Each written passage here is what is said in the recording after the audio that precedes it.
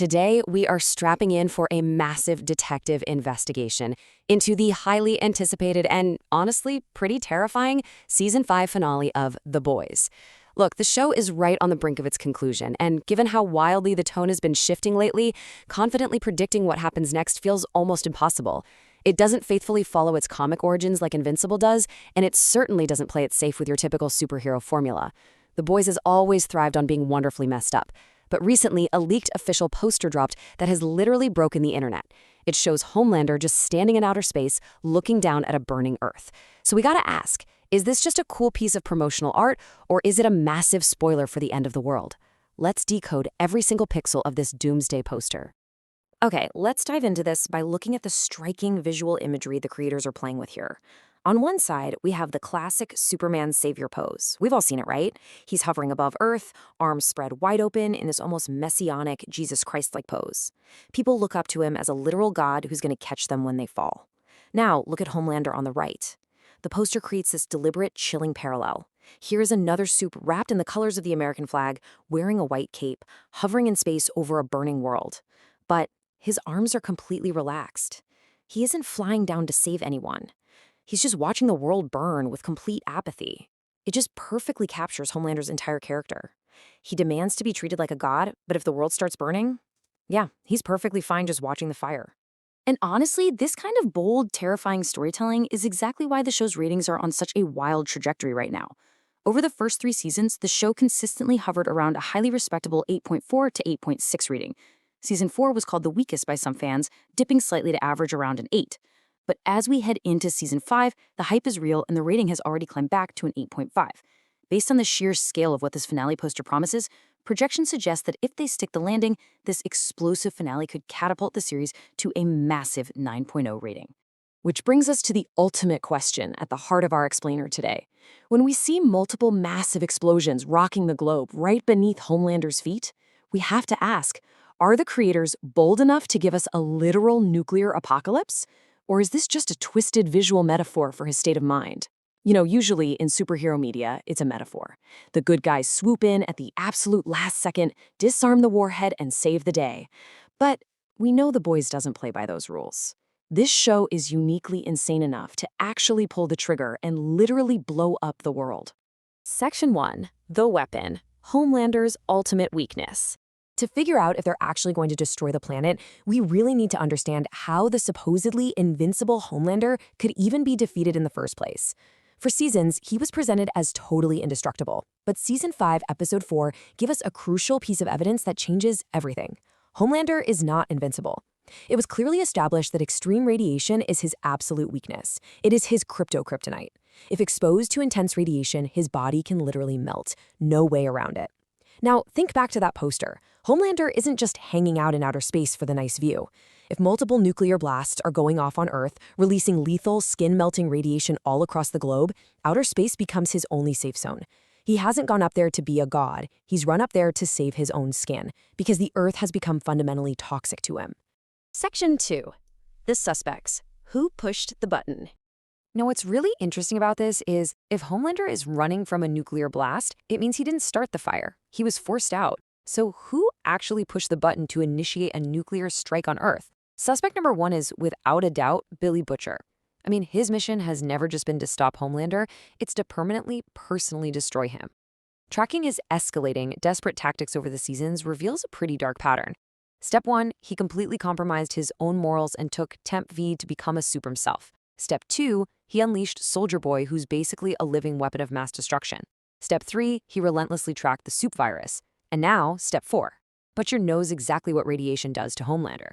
If the virus fails, Butcher is exactly the kind of guy to use a nuclear attack as his absolute last resort, sacrificing the entire country just to kill his greatest enemy. In fact, in some of the recent artwork, Butcher is visually placed near Vought's 7 Tower, totally hinting he might use their Black Ops access or military contracts to hijack a nuke. But wait, there is another major player on the board, Sister Sage. And she isn't just playing 4D chess to win a battle. She's engineering a full-on war. Sage's plan is terrifyingly systemic. Step 1 of her plan was Phase 1. Give Homelander the narrative control, the absolute power, and the public support he constantly craves. Step 2 is Phase 2. Release the supe virus to directly trigger a full-scale World War III between humans and supes. Step 3. She just retreats to a heavily fortified bunker in Colorado to watch the chaos unfold in total safety. That bunker is a massive, massive clue. She knows that in a desperate war for survival against superpowered beings, panicked human militaries will eventually use nuclear weapons as their absolute last resort. So comparing our two prime suspects side by side, you have Butcher on one hand, totally driven by personal revenge and direct hijacking.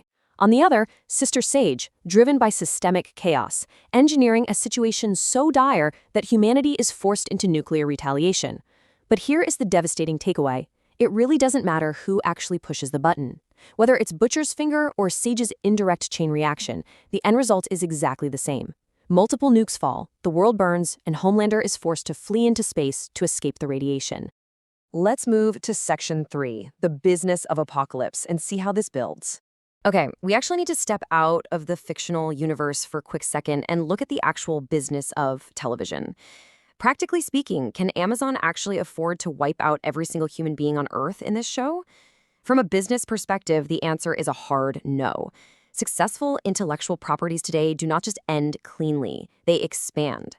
While Season 3 of the spin-off Gen V was recently canceled, a brand new spin-off, The Boys Mexico, is officially in development.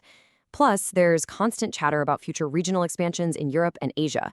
You simply cannot run future projects in Mexico or Europe if the entire planet has been turned into radioactive ash. And this beautifully illustrates the creative compromise the writers will likely make.